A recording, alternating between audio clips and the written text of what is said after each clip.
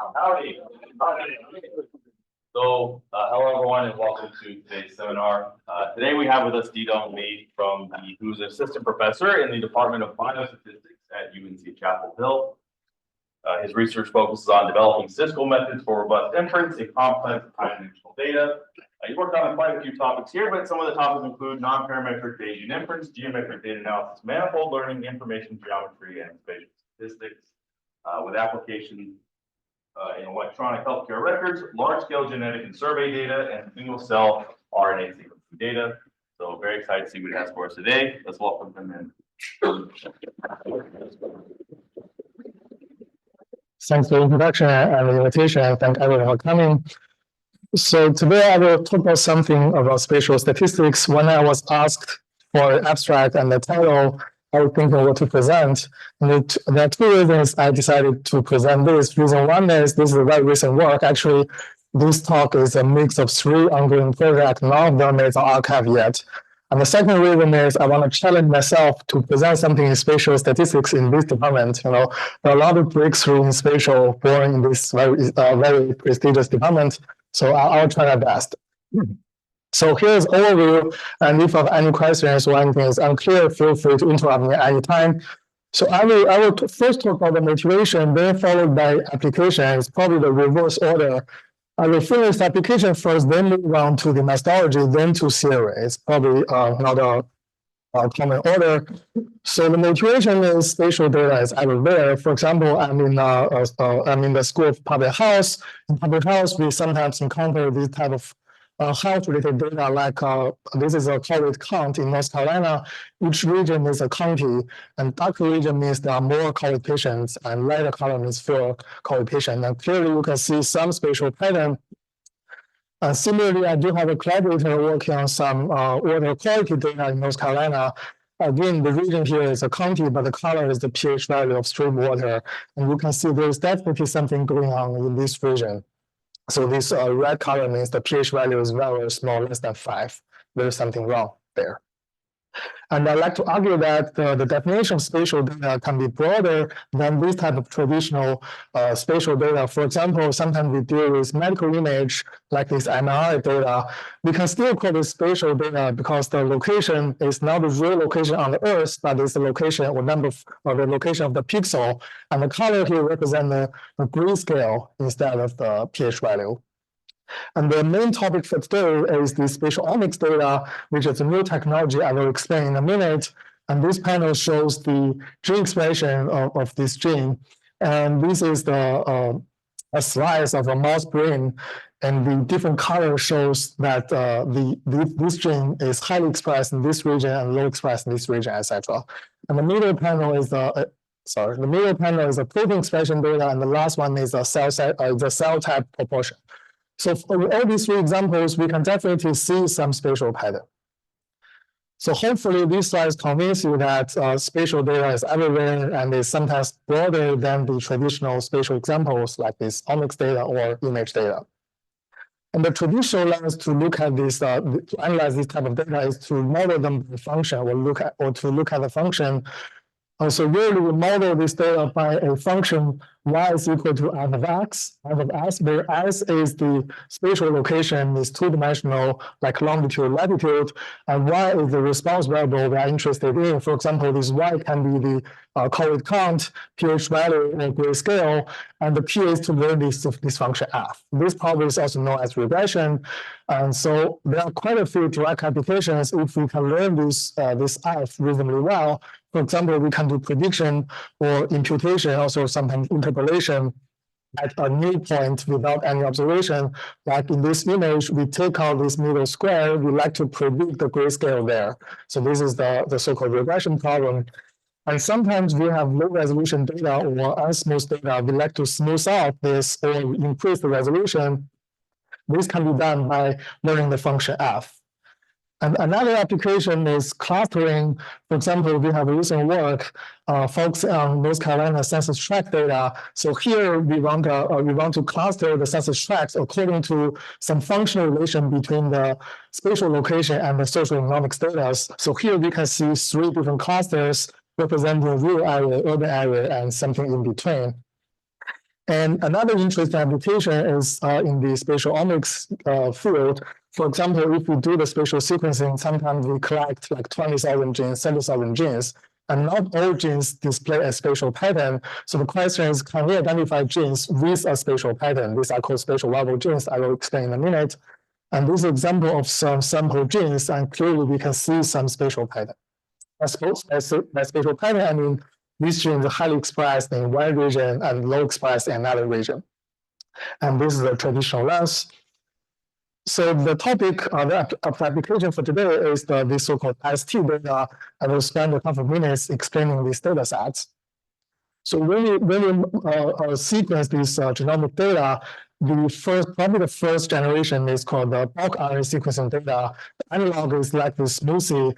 So you cut your heart and you throw this slice into the machine, and you blend all the cells like the smoothie, and blend all the fruits. At the end, we have a vector as a result, which is three-dimensional. P is the number of genes. So each entry of the vector Y represents the expression of that gene. So it's a vector. It's really the average of all cells because you blend all the cells, all the fruits in the smoothie. So this average will kill some important information. So that's why we have the next generation of sequencing technology called the single-cell RNA sequencing. So the analog is that these fruits. So if you have this fruit, you will know, okay, I'm eating strawberry, I'm eating grape. So you know the exact cell type. It's not the average. We are not blending this. So as a consequence, we have a resolving matrix Y instead of the vector small y as a capital Y, which is n by p, where n is the number of cells, p is the number of genes. So the entry represents the expression of a gene in one cell. And this is a result of UMAP, and the color represents cell type.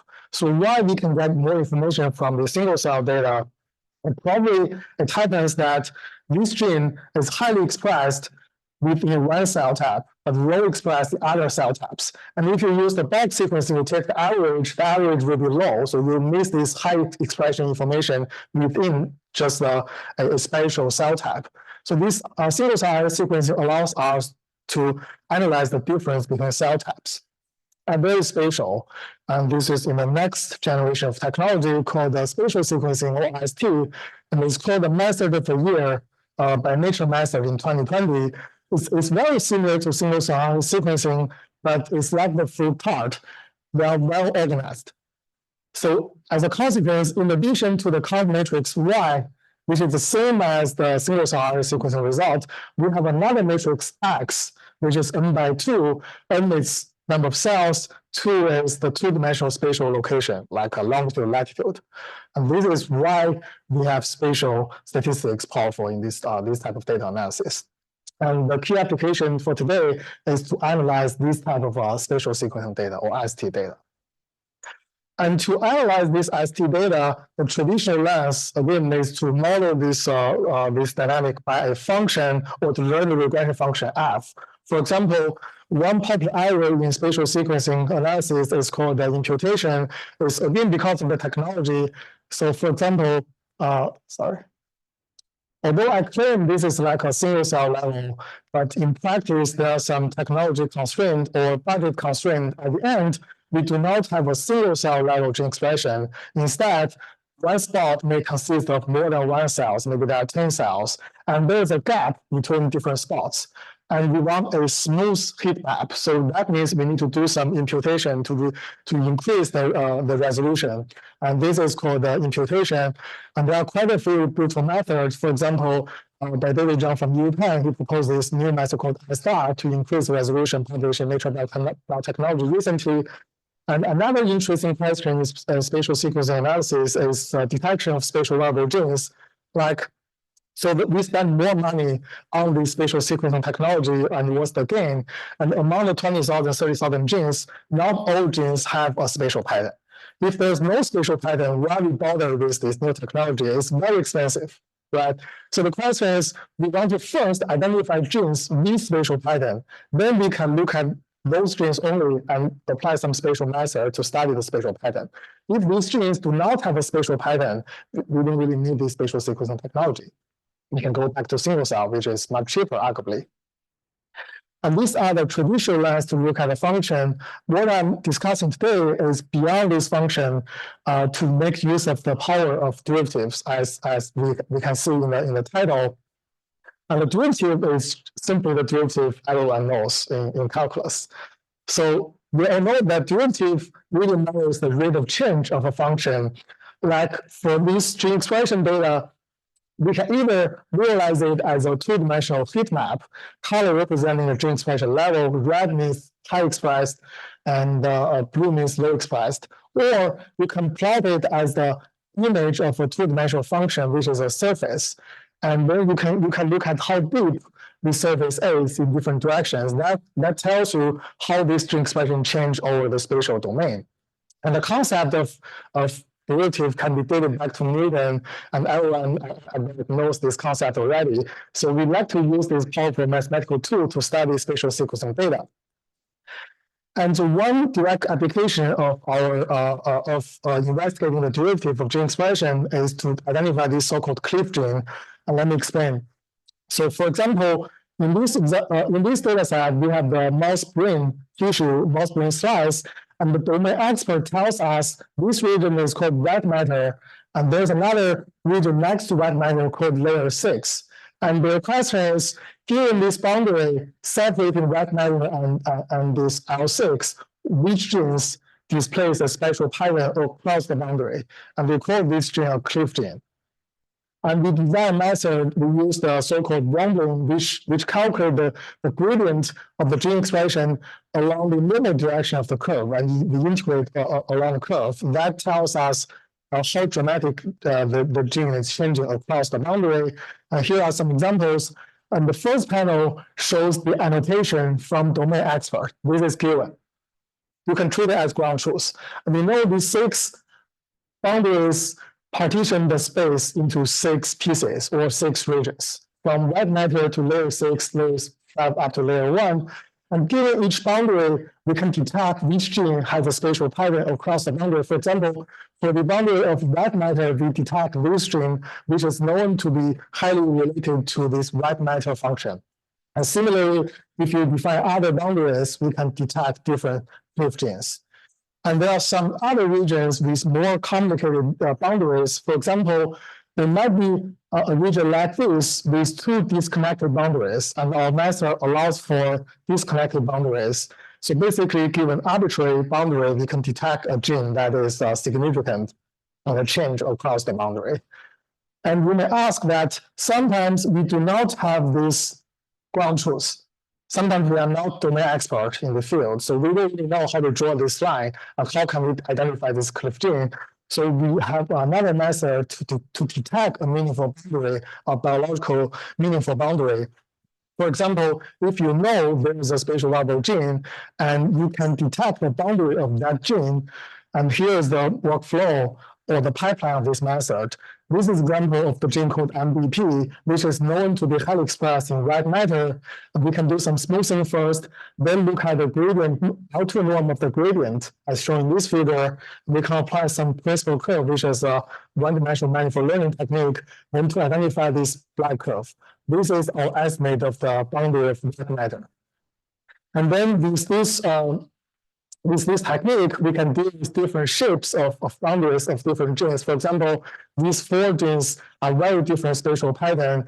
Even like this example, there are 3 or 4 disconnected boundaries, and our method can detect these kind of complicated flexible boundaries. And then if you combine these 2 methods, you can fix a gene that is known to be a spatial variable gene. You can detect the boundary from this method.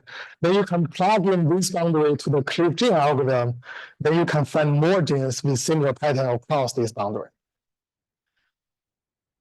Okay, and in addition to this gene expression, we can also play the same game with this cell type annotation. For example, this is an example of breast cancer slice, and the first panel is from the domain expert. They tell us there are different regions in this slice. The region of interest in red and yellow, these are related to tumor. These are tumor regions. And then we pretend we do not know this information. We hide it, we do not use it in our algorithm, but instead, we know the proportion of some kinds of epicellular cells. Red means more epicellular cells, and blue means fewer epicellular cells. And we can play the same game and find these boundaries. And if you compare the third panel with the ground truth, you can see these two black curves are basically the boundary of the tumor. So kind of we can detect tumors by this boundary detection algorithm. And then, as we have discussed, once we have some boundary, we can plug this into CLIF gene, and we can detect which gene has a special pattern across this boundary, which is the boundary of tumor. And these genes might be useful in the treatment of cancer in downstream analysis. And we have these 5 genes identified by our CLIF gene, and we do have a collaborator in UNC Hospital, and he said these genes make sense to him. So hopefully this can help with the medical treatment in the future. And since in the title of the talk, I call this spatial omics instead of transcriptomics. So this method can be applied to other data. In addition to gene expression or cell type, we can also apply this to protein expression. And this is another example. The color shows the protein expression, but the methodology here is basically the same. You just work with protein expression instead of gene expression, and we can identify some important regions. And another application of this of the use of gradient is to enhance some existing downstream analysis. For example, one interesting application in spatial transcriptomic analysis is called the spatial clustering. For example, we have seen this example before. This is a mouse brain slice, and the expert tells us there are 7 regions, layer 1 up to layer 6, and the white matter. And the question is, can we find these layers from the gene expression data? And this problem is called the spatial clustering, because the clustering is within the spatial domain, but the input of the clustering is really high-dimensional gene expression data. And because this is a very important problem and it's very hot in this genomic study. So there are quite a few very beautiful smart algorithms. I'm not competing with any of this. So I'm showing you 3 representatives of some smart algorithm for spatial clustering. And you can see some of them can roughly identify the layer structure, but they are not really perfect. It's essentially because the data are noisy, high dimensional, and also, I mean, this is the ground truth, but we don't really know whether they're ground truth or not. This is from the domain expert. Maybe the layer cannot really be identified from gene expression at all. So we like to try our best to find this layer. For example, layer 5 or layer 4 in yellow is known to be really hard to identify from gene expression data. And now this algorithm can correctly identify that layer. And so again, I'm not trying to compete with this method, but what I'm proposing is we can try to improve this method by incorporating the gradient of the gene expression instead of looking at the gene expression itself. So in this method, the input is gene expression, and there are some smart algorithms, sometimes very complicated.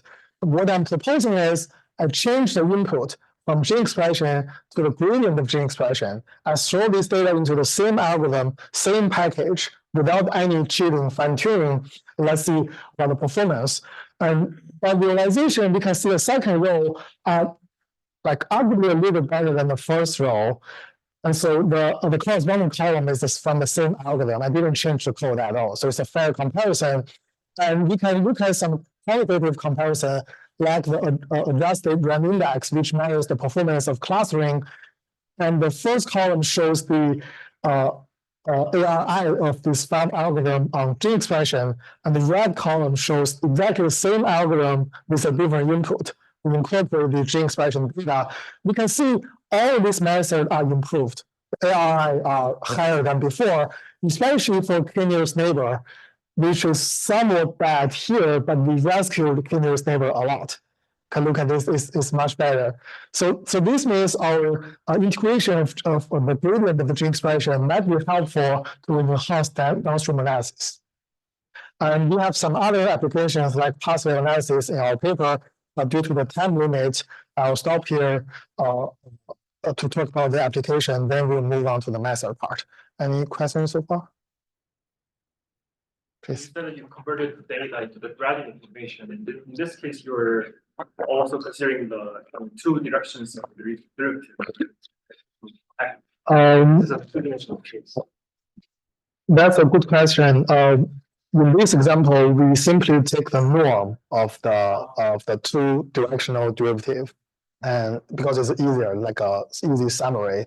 If you consider those directions, you are kind of increasing the data size. It's unfair. So here is a fair comparison in the sense that input data are exactly in the same dimension. There's no additional computational cost, really. Thanks. Okay, great. Then let's talk about the method. I'm pretty sure most of you know this full Gaussian process, and there are a lot of experts sitting here. But to make sure we're on the same page, especially to people new to this area, I like to define everything clearly to avoid any confusion. So here is a simple example to show the idea of Gaussian process is a plot of functions. And if you look at this data, so these red dots are observations. It's a one-dimensional function. Input is x, output is y. We like to predict this function. And the black curve is the posterior mean, which gives us a point estimate of the function. And the blue curves are posterior samples of this process. This gives us uncertainty. For example, if this point is close to an observation, the variance is pretty small, means we are pretty certain about this prediction. If the point is here, it's in the middle of two observations, we are less certain, so the posterior jaws are more spread. And this is the one-dimensional example. And in practice, when we work on the spatial sequencing data, our input domain is two-dimensional, so we need to look at these surfaces. But due to realization purpose, I can't really draw many surfaces. It will be your math. You can't really see the uncertainty. So that's why I show the one-dimensional case for realization. But in practice, we deal with this surface. We want to estimate this surface. And the rigorous definition is as follows. I denote the Gaussian process by Z. The definition is if for any finite number of locations S1 up to Xn, Sn in the p-dimensional domain, this p is equal to 2 for our spatial example. The realization of Z at these locations jointly follow a normal distribution. This is a multi-variable normal distribution where the mean vector V is determined by the function M, and the covariance matrix sigma is determined by the function K. So because M controls the mean function of the mean vector, we call this the mean function. And due to some technical reason, we can assume it's 0. And because this K determines the covariance matrix, we call this K covariance function or covariable or plano function. People are using these terminologies in different communities. And it's a positive definite function. And why we consider GP as the key tool in starting with spatial sequencing data. So there are 4 examples. I'd like to start with the first 3, which are the advantage of Gaussian process in general. The first reason is Gaussian process is pretty flexible, like this dot, especially when we try to model some unknown functions. This function can be any form. And the second reason is highly interpretable compared with some other black box method. For example, each parameter in the covariance function has a clear meaning. I will explain this in a minute. And the third reason is Gaussian process can handle uncertainty, which is pretty important in some biomedical studies. And GPs are very commonly used tools in a lot of fields. For example, in business statistics is sometimes the default prior order functions. In spatial, we use this for prediction, also known as interpolation or fitting. And in machine learning, it's also very popular. For example, there was a book in 2005 called Gaussian Process in Machine Learning. And recently, in the past decade, it's getting more and more popular in deep learning and reinforcement learning. And since the mean is assumed to be 0, everything in the Gaussian process is determined by the covariance. Then let's look at the covariance function. Here, I will show you some concrete examples which will be used the future slides. The first one is called the exponential covariance function, which is given by the exponential function. Very straightforward. And there are 2 parameters, sigma square and alpha. Sigma square is called the spatial variance. It controls the pointwise variance. And alpha is called the range or decay or scale. I'm abusing the notation. Sometimes people use 1 over alpha as the parameterization. We call this line scale, which is a default in Python. But forgive me, I want to make it simple. I call all this like a range, decay, or scale parameter. It controls the spatial dependency. And here we have a sample pass of this exponential kernel. We can see it's a little bit bumpy. And another kernel, arguably the most popular one, at least in machine learning, is called RBF kernel or square exponential kernel. Sometimes people call this Gaussian kernel because it looks like a Gaussian density function. The only difference between these two is the square term in the distance. And the square terms makes the behavior very, very different from the exponential kernel. And here's a sample pass of the this RBF kernel. We can see super smooth, at least smoother than the exponential kernel. And there is another flexible family of kernel function called Merton family, which is highly recommended by some experts in this field. And there's another parameter denoted by mu. This is called the smoothness parameter. I will explain in a minute. And this k mu here is the multiple Bessel function. And you can show that if mu is this is a sample pass of Merton's 3/2. Is in yellow. It's hard to tell the smoothness as. And when mu is equal to a half, this Merton becomes exponential kernel. When mu goes to infinity, Merton becomes RBF kernel. So Merton is really a flexible family of kernels.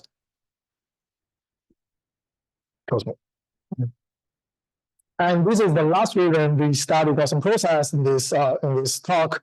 We have three reasons. That's the general advantage of Gaussian process. This is a special reason for us to study the derivative. It's because if you have a Gaussian process to model the function f, you take the derivative of the Gaussian process, it's still a Gaussian process. So it's closed under derivative. The family is big enough for our purpose.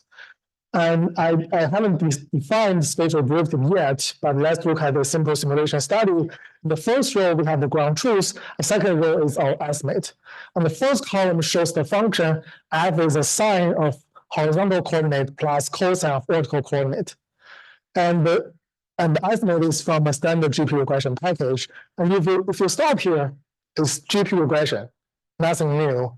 And if you keep going to the right, you'll see the horizontal derivative is a function of S1, so that is it's constant vertically. And if you look at the vertical derivative, it's a function of S2, it's constant horizontally. And you can see the estimate is pretty accurate compared to the ground truth. Then the question is, what is spatial derivative? Right? You need to define this in a rigorous way.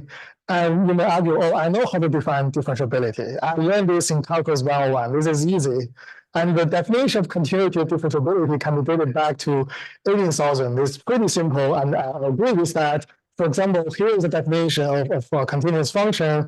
I bet everyone is pretty familiar with this. And similarly, here is the definition of derivative or differentiability. And this can be dated back to Colloquium and Weierstrass. I mean, the rigorous definition. And the question is, can we simply take this definition to study our spatial derivative for Gaussian process? And unfortunately, the answer is no, because our Gaussian process is a random function. It's not really deterministic. We can't really take the limit in a straightforward way. And then how to solve this problem? So here, I'd like to make a comparison between the deterministic function back to 1800, which is the old picture of UNC Chapel Hill. I think is the first public school in the US. And in the red column, I'll show the definition of derivative of a random function, which is a relatively new picture of UNC Chapel Hill. And this is the definition of a continuous function. And the question is, since it's random, how can we take the limit? And if we have a random variable, the natural idea is to take the expectation. Expectation will make a random variable a deterministic function. And that's actually what we did here. We simply square the difference and take the expectation. If the limit is 0, we call this mean square continuous. Mean is from the expectation, square is here. So it's pretty straightforward. And similarly, you can define the mean square differentiability in a similar pattern. You take the expectation, you square the relative difference. So these are the definition of mean square differentiability and the continuity. We call this MSC and MSD. And then we can use these definitions to study this derivative. And let's go back to the kernels. Under the definition on the previous page, we can show that this exponential kernel is not differentiable. That's why it's pretty bumpy here. And the RBF kernel is arbitrarily differentiable. It's super, super smooth. And the smoothness of Merton is a little bit more complicated. It can be summarized in this very well-known theorem. The smoothness of Merton kernel is determined by the smoothness parameter mu. The mu is equal to a half, mu ceiling is 1, so 0 is not differentiable. And when mu is equal to infinity, it's arbitrarily differentiable. And when mu is equal to 3/2, this is equal to 1. So we can conclude that, we can conclude that this yellow curve is differentiable, but not twice differentiable. And the proof for this theorem depends on the so-called spectral density, which is essentially the Fourier transform of the Gaussian process. As a special example, when mu is equal to 3/2, the term becomes a linear function for distance times exponential function. Similarly, for 5/2, it's a quadratic function, distance times exponential function. So recall that in the definition of the term, we have a modified Bessel function, which is kind of scary, but if the smoothing parameter is equal to half integers, we can get rid of the modified Bessel function if everything is in closed form. So from now on, when I say smoothness, I always refer to this mean square differentiability in the mean square sense. And this talk, we will focus on the term with 3/2 and 5/2, because if mu is 1/2, it's not really differentiable. I can't really define the derivative. I can't use it in the spatial sequencing example. So at least mu should be 3/2 to make the derivative exist. Okay, then with the definition, how can we define the derivative process of a Gaussian process? So here is a definition which is not new at all. It's simply the limit of the deterministic function derivative. But the limit is in the mean square sense. The topology is in the mean square topology. And you can show that this derivative process exactly mirrors the rate of change of the process z in the direction of v with the direction. And higher order derivatives can be defined by induction. You can define second order derivative, third order derivative, etc. Because the right hand side is essentially calculus. We know how to define higher order derivative from calculus. For example, the second order derivative is called the curvature process. Like in this 2023 JASA paper, they study the curvature process, apply this to some interesting spatial data. Okay, then the question is, how can we do inference? Okay, we have a Gaussian process. We know the derivative is still a Gaussian process, and is the inverse much harder than the Gaussian process itself? And the answer is no. And you can show that the process C, the derivative, and the curvature, they are all Gaussian processes, and jointly they follow a three-dimensional Gaussian process with a closed form joint distribution. That is really easy. And here, in order to study the curvature process, we need the smoothness to be 5/2. Otherwise, derivative exists, but second order derivative does not exist. And the Bayesian posterior inference is exactly the same as the standard Gaussian process case because you have the joint distribution. You have the likelihood, everything is the same. Likelihood is still a Gaussian likelihood. And we have an efficient algorithm for our spatial sequencing application that can scale up to millions of samples or millions of spots in this spatial example. For example, I showed you it took about 2 minutes to study a single slice, and for different slices, we can use parallel computing. So it's not that scary computationally. And here is the kind of the key I'd like to discuss. The joint distribution is all you need, because once you have a joint distribution which is Gaussian, the inference follows naturally. It's the same as standard Gaussian process inference. There is no additional cost. So what's this joint distribution is pretty simple. The derivative process, the curvature process jointly follow this Gaussian distribution, and the covariance is essentially determined by different order of derivative of the kernel function, which is not surprising. And again, the inference is the same as standard Gaussian process inference, which is great, thanks to the property of Gaussian distribution. So that's all I'd like to discuss about this spatial example.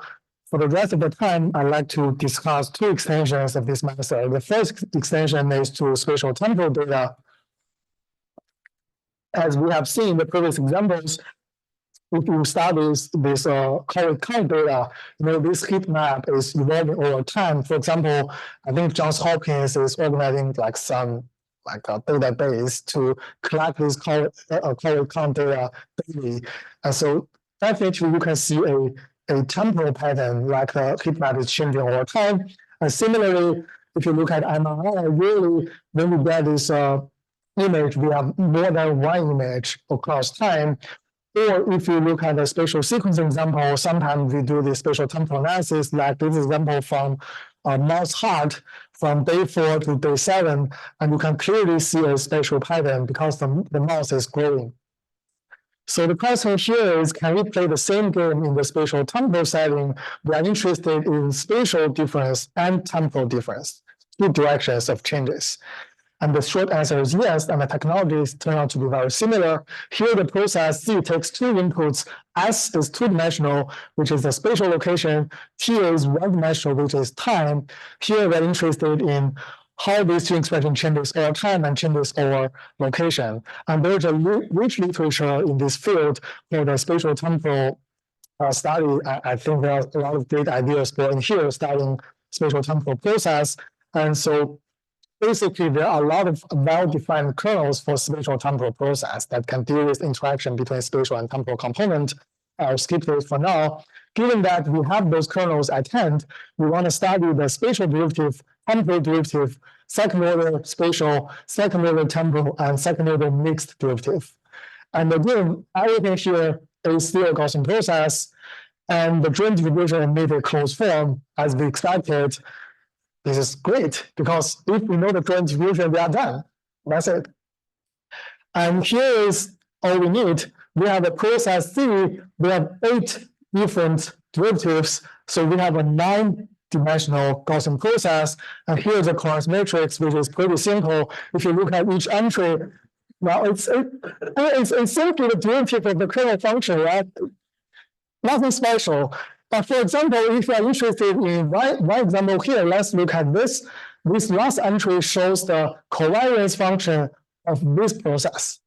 This turned out to be really simple. Let me show you that this entry is given in this very simple equation. And this is the diagonal elements, I. But if you want to move out off the diagonal, it's even simpler, right? This is it's pretty short, right? So the joint distribution is really all you need, okay? But relax, it looks nasty, but the key here is you don't need to calculate this when you apply this method. We have already derived this joint distribution for you in the package. So in practice, you can just use it using standard Bayesian inference. Here is a simple example as we have seen the spatial dynamic case, where this y is a function of both s to n time. And the first row still shows the ground truth. You can see horizontal derivative, vertical derivative, temporal derivative, mix of horizontal and temporal, mix of vertical and temporal. And so the estimate is pretty close to ground truth. That's the take-home message. So you don't really need to deal with this messy mathematical equations in the future. So a quick summary, we discussed the spatial data and introduced the derivative process of a Gaussian process. And we studied the joint distribution, which tells us everything about the posterior inference.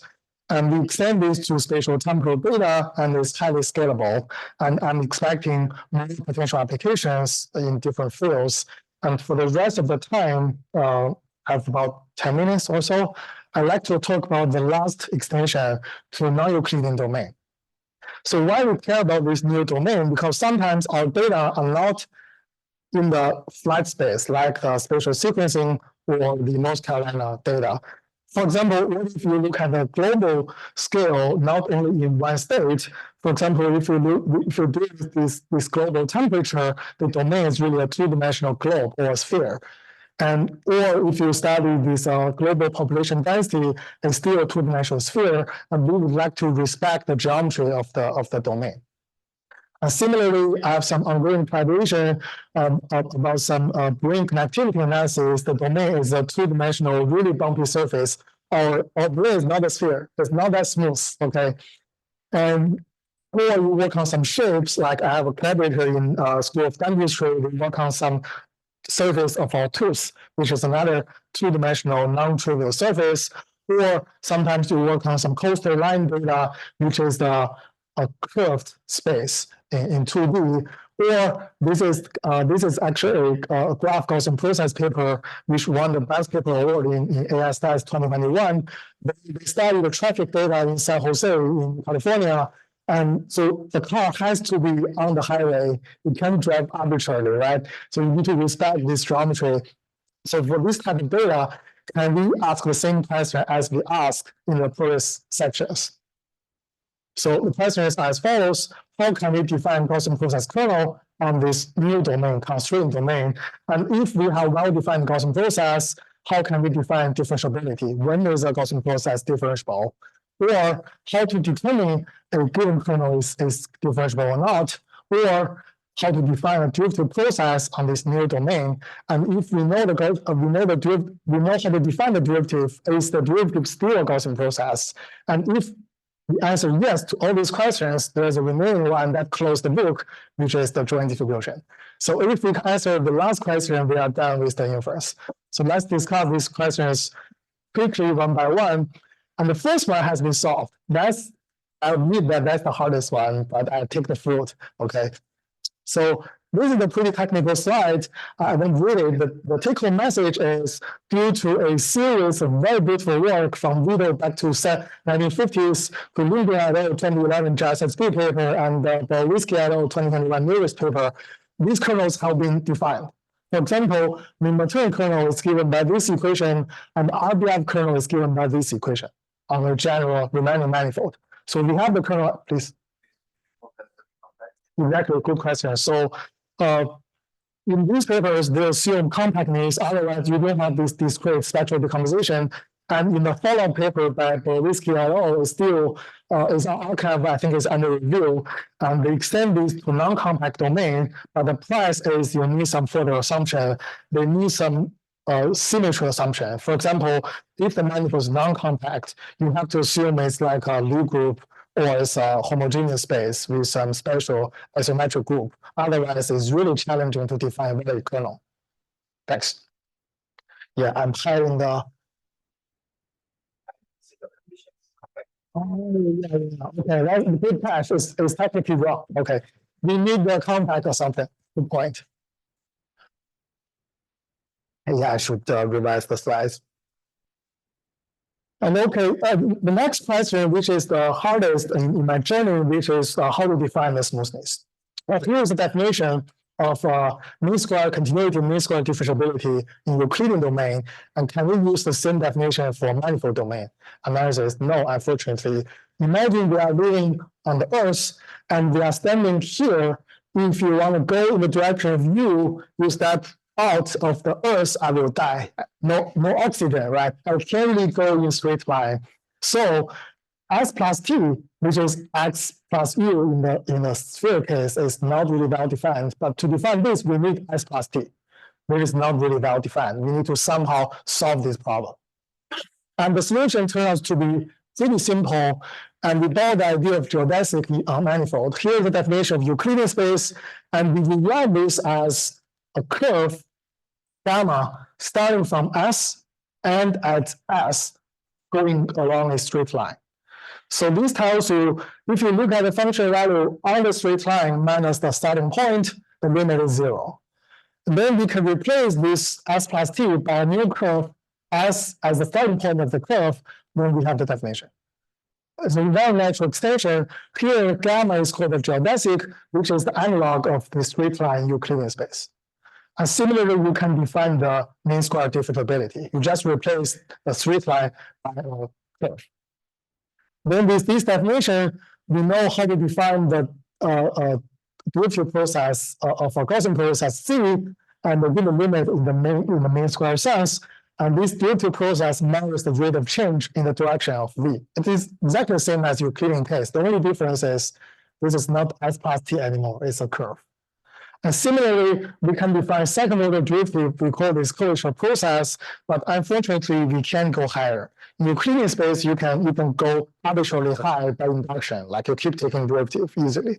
But on manifold, due to some technical reason, if you go higher, technically you can, but the conversion is really nasty. I don't want to go higher. So I'll start by the closure process. I think that's enough for my application. Okay.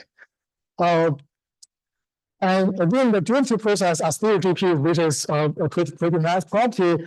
And we show this, and given a given material kernel defined by Borowiecki et al., we know that it's smooth enough if mu is large enough. But you recall that Euclidean space, the smoothness is mu ceiling minus 1. In this case, it's more complicated. It still depends on mu, but not in that simple way. And also, we have a test, given a new kernel, I can tell you whether this is smooth or differentiable or not. The only question remaining, what is the joint distribution? If we answer this, we are done. And the joint distribution turned out to be very similar to Euclidean case. We have a process, a manifold, derivative process, curvature process, and the joint distribution is very simple. It's essentially the different order derivative of the kernel function, but the derivative here is not the Euclidean derivative anymore. It's an intrinsic derivative on the manifold. But the idea is very similar. It looks similar to the Euclidean case. And inference is the same, very simple. Then let's look at a concrete example sphere, which has been widely studied. And because of these motivating examples, and actually because sphere is simple. So we have this simulated process for different smoothness. You can see it's getting smoother and smoother. And on sphere, there are more well-defined coherence functions than general Riemannian manifold because of the symmetry of the sphere. Actually, there's an entire literature on spatial statistics on sphere. I believe there were some previous results in this department, but someone left. Okay, and so here is a table summarizing some existing kernels on sphere, and this is an incomplete table, of course. And for this table, we show that for each kernel we find previously whether it's continuous, whether it's differentiable, whether it's second order differentiable. We calculate this from our test one by one. And for example, if you look at the third kernel, which coincides with the kernel defined by Borowski et al. In 2021, so if the manifold is sphere, then that kernel becomes this kernel. And you can see if the smoothness is large enough, then it's smooth enough. But it's not equal, it's bigger than 3/2 and 5/2. That's the difference.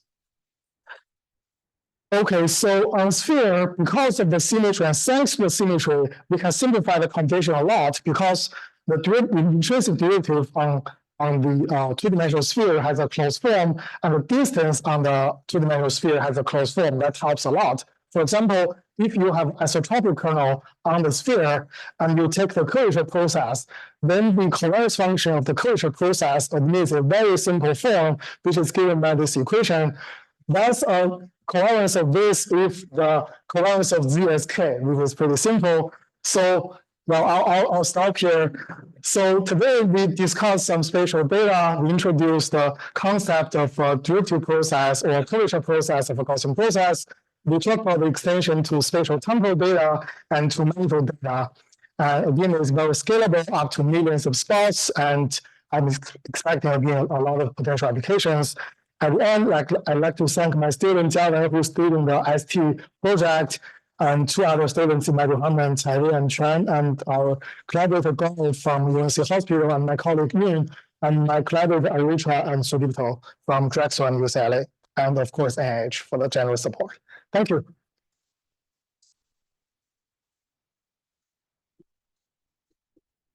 We have time for questions. Sure. Yeah. Two quick questions regarding to using Gaussian process for spatial economics. So one is related to the Gaussian assumption for zero intermediate counts. The second, I guess, related to derivative. So let's say if you have in your breast cancer data, we have some healthy tissue, some tumor tissues, where the gene force expression will be vastly different. Right? There's even, I guess, a discontinuity jump between across the boundary. So how is that the differentiate or continuity or differentiability of Gaussian process applies in this? Yeah, good question. Good questions. For the first one, this is, as far as we know, this is the first work to use derivative to study spatial sequencing data. So we didn't go that deep into the Gaussian assumption. So a plausible solution is use some transformation or use some like a Poisson process. But the problem is you will lose the closed form joint distribution between the derivative and the original process. That might be challenging conventionally, but that's interesting future work. For the second one, I think there's some existing work to test the smoothness, but we didn't do that, to be honest. So a more rigorous approach is to first test the smoothness of the process, then choose a correct smoothness parameter and run this derivative process.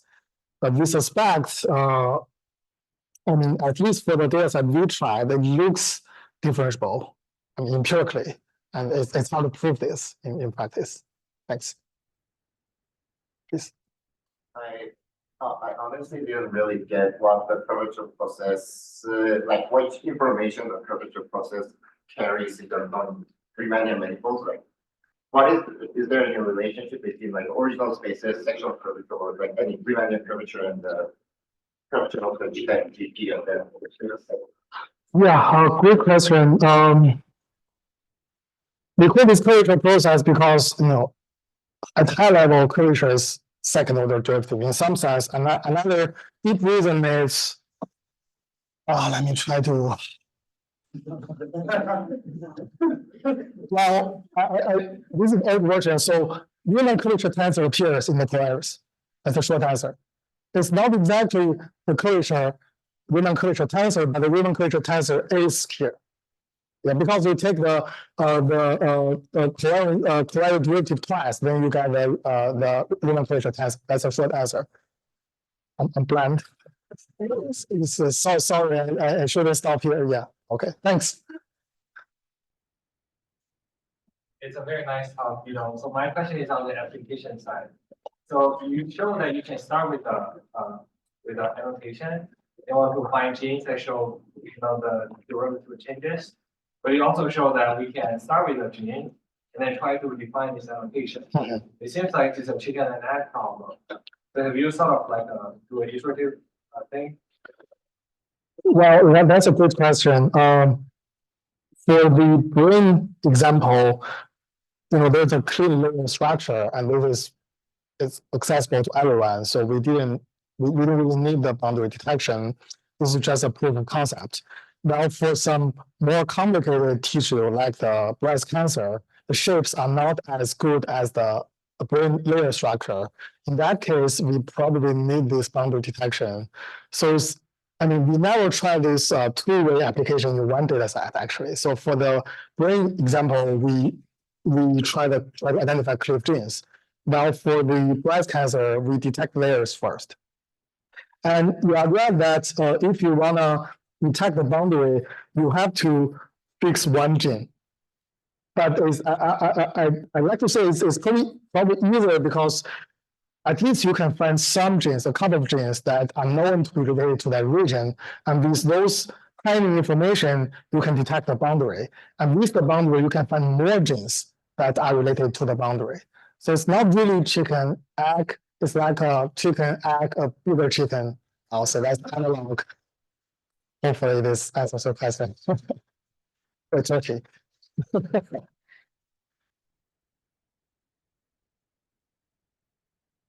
All right, well, let's thank our speaker again. Thank you.